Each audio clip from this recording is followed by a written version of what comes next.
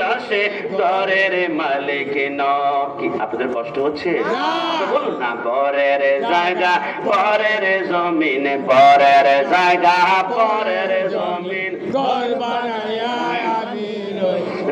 আমি দশে ঘরের মালিক নয়, আমি দশে ঘরের মালিক নয়।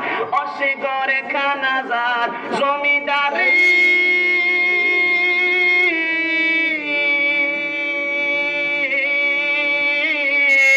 আমি পাই না তাগার হুকুম জারি,